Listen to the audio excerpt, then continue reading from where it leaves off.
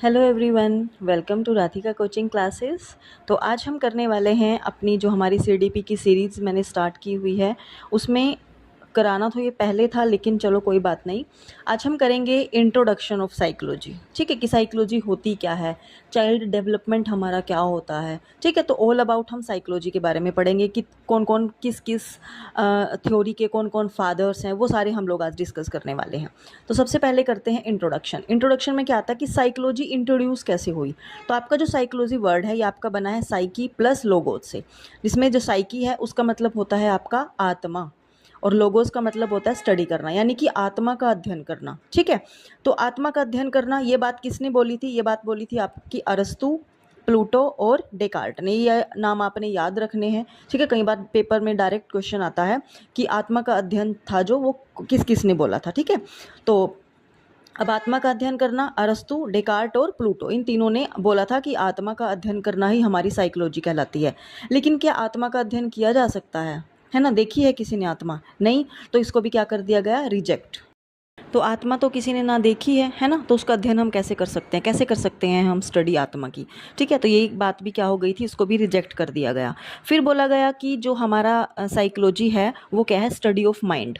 ठीक है, मतलब मस्तिष्क का अध्ययन करना। लेकिन और ये बात किसने बोली थी? आपकी एमुअल कांत, लोके एंड लेबनिट्ज़ ने। ठीक है, तो ये चीज़ें भी आपने ध्यान में रखनी है। अब माइंड, क्या माइंड को कोई पढ़ सकता है? मान लो हमारे सामने कोई बैठा है, ठीक है, क्या हम उसका माइंड पढ़ सकते हैं? नहीं पढ़ सकते। तो यहाँ पे क्या किया गया? इसको भी रिजेक्ट कर दिया गया। फिर बोला गया 19th सेंचुरी में आपका बोला गया कि जो आपकी साइकोलॉजी है वो आपका क्या है? स्टडी ऑफ कॉन्शियस, मतलब चेतना का, मन का अध्ययन करना। ठीक है, और ये बात किसने बोली थी? आपकी विलियम वुंट और विल्हेम जेम्स ने। ठीक है, टिचनर, इन्होंने भी ये बात बोली थी। फिर लास्ट में क्या हुआ? इसको भी हमने क्या कर दिया? नेग्लेक्ट। एंड देन हम आए कि बिहेवियर। और अब तक हम जो स्टडी करते हैं साइकोलॉजी में, हम अब तक यही मानते हैं कि जो आपकी साइकोलॉजी है वो स्टडी ऑफ बिहेवियर है, मतलब आपके व्यवहार का अध्ययन करना ही साइकोलॉजी है। और ये बात किसने बोली थी? आपकी वॉटसन, स्किनर और मैकडूगल ने। ठीक है, तो चलिए अब कुछ फादर्स हैं जो साइकोलॉजी के बारे में जिन्होंने अपनी अपनी राय दी थी, है ना, अपनी अपनी बोलते हैं कि उन्होंने अपने अपने थॉट्स जो थे वो यहाँ पे दिए थे। तो फादर, ठीक है, तो सबसे पहले रियल और एक्सपेरिमेंट, या फिर आप बोल सकते हो कि मॉडर्न साइकोलॉजी, ये तीनों अलग अलग फॉर्म में भी आ सकते हैं। रियल साइकोलॉजी, एक्सपेरिमेंटल या फिर मॉडर्न, तीनों के ही कौन है आपके? Wilhelm Wundt. फिर आता है आपका अमेरिकन, अमेरिकन साइकोलॉजिस्ट कौन है? William James. एजुकेशनल साइकोलॉजिस्ट आपके थॉर्नडाइक हैं, और जो जिन्होंने स्टडी किया था चाइल्ड की, चाइल्ड साइकोलॉजी, वो है आपके जीन प्याजे। जीन प्याजे का अलग से एक टॉपिक है, ठीक है, वो हम अपनी जो आने वाली वीडियोज़ हैं उसमें हम ये कवर कर लेंगे। फिर आपका मैं इसी में कवर करा देती हूँ, ग्रोथ एंड डेवलपमेंट। ठीक है, ग्रोथ क्या होती है आपकी? ग्रोथ होती है आपकी वृद्धि, है ना। फिजिकली अपीयरेंस जो आपकी होती है, फिजिकली आपने कितना ग्रो किया है ना, आपकी मसल्स कितनी ग्रो हुई है, यानी कि जो फिजिकल अपीयरेंस जिसको आप एकदम से देख के बता सकते हो, अच्छा इतनी हाइट बढ़ गई है ना, इतने हमारी मसल्स ग्रो हुई हैं, किसकी कैसी बॉडी बन गई है, तो वो आपकी ग्रोथ के अंडर आती है। और डेवलपमेंट क्या होता है? आपका विकास। ठीक है, तो अब पढ़ेंगे इनके बारे में डिटेल। अब डेवलपमेंट और ग्रोथ, इसमें ग्रोथ क्या होती है? आपकी फिजिकल अपीयरेंस, मतलब आपकी शारीरिक संरचना, आपका हाइट, आपका वेट, है ना, आपके डेवलपमेंट, आपके ऑर्गन्स कितने डेवलप हुए हैं, वो सब किस में आता है? आपका ग्रोथ के अंडर ही आता है। और ग्रोथ कैसी होती है? आपकी क्वांटिटेटिव। क्वांटिटेटिव का मतलब है इसको आप मेज़र कर सकते हो। हाइट है, हाइट को आप मेज़र कर सकते हो, है ना, कितने फीट है। उसके बाद आता है आपका वेट, वेट को भी आप मेज़र कर सकते हो, है ना, कि किसका कितना वेट है। तो ग्रोथ है जो आपकी, वो कैसी होती है? आपकी क्वांटिटेटिव होती है। ठीक है, ग्रोथ के बाद आपका आता है डेवलपमेंट। अब डेवलपमेंट क्या होता है? Never ending process. अब आपका विकास है वो आपका जब तक, बोलते हैं ना कि वॉर्म टू टॉम चलता है ना, मतलब जन्म से लेके और मृत्यु तक आपका जो डेवलपमेंट है, आपका जो विकास है वो चलता रहता है। नेवर एंडिंग प्रोसेस है, कॉन्टिन्यू प्रोसेस है, ऑर्डरिंग प्रोसेस है। आपका डेवलपमेंट है वो एक ऑर्डर में होगा, है ना। ये तो नहीं है कि आपका मतलब जैसे होती है आपकी डेवलपमेंट की स्टेजेस होती हैं, जैसे अर्ली चाइल्डहुड है ना, उसमें आपने चलना फिरना दौड़ना भागना सब कुछ सीख लिया, ऐसा तो नहीं होता। यानी कि जो आपका विकास है, जो आपका डेवलपमेंट है, वो एक प्रोसेस होता है ना, एक ऑर्डर में चलता है, सीक्वेंस में चलता है, कंटिन्यू प्रोसेस है। ठीक है, मतलब ताउम्र जब तक आप जीवित हैं तब तक आपका विकास होता रहता है। क्वालिटेटिव एंड क्वांटिटेटिव दोनों ही है, मतलब आप इसको मेज़र भी कर सकते हो और नहीं भी, ठीक है। तो क्वालिटेटिव और क्वांटिटेटिव, क्वालिटेटिव और क्वांटिटी, इसमें क्वांटिटेटिव क्यों ऐड किया, क्योंकि आपका जो वृद्धि है वो आपकी विकास के अंदर ही आती है, ठीक है। इसलिए आपका जो डेवलपमेंट है वो क्या है, आपका क्वालिटेटिव एंड क्वांटिटेटिव बोथ। फिर आता है आपका, अब क्या आप डेवलपमेंट को माप सकते हो, इसका आकलन नहीं कर सकते आप, है ना, इसको आप असेस नहीं कर सकते हो। फिर आती हैं आपकी स्टेजेस ऑफ डेवलपमेंट, ठीक है। इसकी आपकी कितनी स्टेजेस होती हैं, टोटल 4 स्टेजेस इसमें आती हैं, ठीक है। जिसमें आपका सबसे पहला जो स्टेज आती है वो आपकी आती है इन्फेंसी स्टेज, ठीक है, जो आपकी 0 से 2 ईयर्स तक की स्टेज होती है। उसके बाद आती है अर्ली चाइल्डहुड जो 2 से 6 ईयर्स की होती है।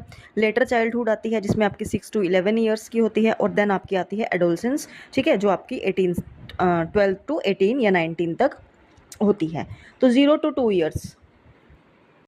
फर्स्ट जो हमारी स्टेज है इन्फेंसी, उसमें क्या क्या होता है, ये आपका सबसे क्या होता है, फास्टेस्ट पीरियड होता है। मतलब इसमें जो बच्चे की ग्रोथ होती है वो सबसे ज़्यादा मानी जाती है ना। बच्चे की सबसे ज़्यादा, जैसे आप बोलते हो कि हर तरह से उसकी डेवलपमेंट, उसकी ग्रोथ, उसकी हाइट, उसका वेट, सबसे ज़्यादा जो पीरियड होता है फास्टेस्ट, वो यही पीरियड होता है। रिफ्लेक्सिव नेचर होता है, रिफ्लेक्सिव का मतलब होता है अनैच्छिक क्रियाएँ, ठीक है। और डिपेंड करता है ऑन मदर। अब 0 से 2 साल का बच्चा है ना, तो वो टोटली अपनी मदर के ऊपर ही डिपेंड होगा, है ना। मदर को ही देख के वो सारी प्रतिक्रियाएं जो उसकी करता है, रिफ्लेक्सिव उसका नेचर होता है, वो ऐसे ही होता है, क्योंकि उसका जो इन्वायरमेंट है वो टोटली अपनी मदर के ऊपर ही होता है ना। मदर के ऊपर ही वो टोटली बच्चा डिपेंड करता है, ठीक है। अब इसमें एक आता है आपका डेवलपमेंट टास्क। डेवलपमेंट टास्क जो टर्म है ये किसने दी थी, आपकी हैविंग हर्स्ट ने, ठीक है। फिर आपका आता है अर्ली चाइल्डहुड। अर्ली चाइल्डहुड होती है आपकी 2 to 6 ईयर्स की एज होती है। टॉय एज इसको बोलते हैं। प्री स्कूल एज होती है। और क्वेश्चनिंग इसमें बच्चा सबसे ज़्यादा करता है, ठीक है। सेल्फ सेंटर्ड स्टेज होती है, मतलब बच्चा खुद को ही सब कुछ मानता है, बस वो ये सोचता है कि मैं ही हूँ, किसी की सुनता नहीं है ना, अपने में ही मस्त रहता है। ईगो सेंट्रिक एज इसको बोला जाता है। लैंग्वेज डेवलपमेंट सबसे ज़्यादा इस एज में होता है, यानी कि 2 से 6 साल के बच्चे का लैंग्वेज जो डेवलपमेंट है वो बहुत ज़्यादा हद तक इस स्टेज में ही होता है, कि आपको कैसी लैंग्वेज बच्चे को सिखानी है। जैसे ही आप सिखाओगे, जैसा आप इन्वायरमेंट दोगे, बच्चा उतनी जल्दी ही उसको ग्रैब करता है।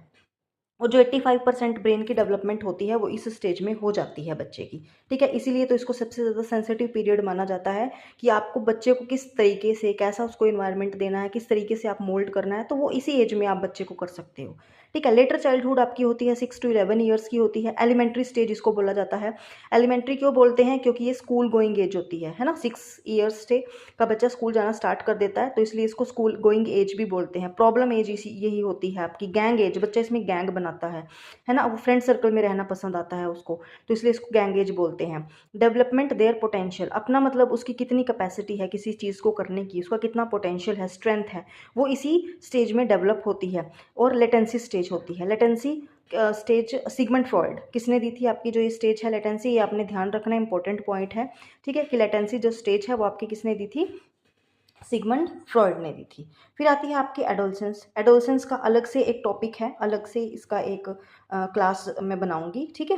तो अभी जितना है उसके अकॉर्डिंग कर लेते हैं। तो एडोलसेंस जो एज है वो किसने दिया था, ये कॉन्सेप्ट आपका स्टैनले हॉल ने दिया था। ट्रांजिशनल पीरियड होता है, स्ट्रेस एंड स्टॉर्म की अवस्था होती है, ये रिस्की बिहेवियर इसमें बच्चे लेते हैं। इसमें मतलब इस एज में बच्चे को संभालने की, उनको पैम्पर करने की, उनकी केयर करने की पेरेंट्स को, ठीक है, काफ़ी ज़रूरत होती है, काफ़ी नीड होती है, ठीक है। अगर वो उनके साथ फ्रेंडली बिहेव करेंगे तो एडोलसेंस में बच्चा क्या हो जाता है, संभल जाता है, अदरवाइज़ तो फिर बिगड़ने के चांसेस होते ही हैं। कॉन्फ्लिक्ट इसी स्टेज में आते हैं कि क्या करना है क्या नहीं करना, द्वंद्व में बच्चा रहता है।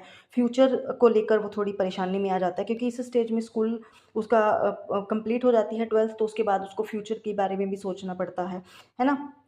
प्यूबर्टी स्टेज, प्यूबर्टी स्टेज का मतलब होता है कि जो उसके शारीरिक अंग हैं, है ना, वो पूरी तरह से मतलब संपुष्ट हो जाते हैं, उसको प्यूबर्टी स्टेज बोलते हैं। चाइल्डहुड और एडल्टहुड के बीच की एज। अब चाइल्डहुड आपका पहले वाली स्टेज है, और इसके एडोलसेंस के बाद जो आपकी स्टेज आती है वो आती है आपकी एडल्टहुड। तो जो एडोलसेंस है वो आपकी चाइल्डहुड और आपकी एडल्टहुड के बीच की स्टेज मानी जाती है। आइडेंटिटी क्राइसिस इसी में आते हैं। बच्चा मतलब अपनी आइडेंटिटी बनाने की कोशिश करता है, उसको क्या बनाना है, आइडल बना लेता है वो। जैसे किसी को क्रिकेटर कोहली पसंद है तो वो उसके जैसा बनना चाहता है, तो यानी कि इसमें आइडेंटिटी क्राइसिस काफ़ी आते हैं। और जो ये टर्म है आपकी आइडेंटिटी क्राइसिस, ये किसने दी थी आपकी, एरिक एरिक्सन ने दी थी। ये टर्म भी आपको याद रखनी है, ठीक है, तो आज की इस क्लास में आपका यही था, introduction of psychology and growth and development. ठीक है, तो कैसी लगी आपको मेरी वीडियो, लाइक ज़रूर करना, चैनल को सब्सक्राइब कर लेना, और सीडीपी की डेली मैं आपके लिए क्लास लेके आऊँगी। तो अगर आपको वीडियोस अच्छी लग रही हैं तो प्लीज़ अपने दोस्तों को भी शेयर करना, जो भी एचटेट की या सीटेट की प्रिपरेशन कर रहे हैं। तो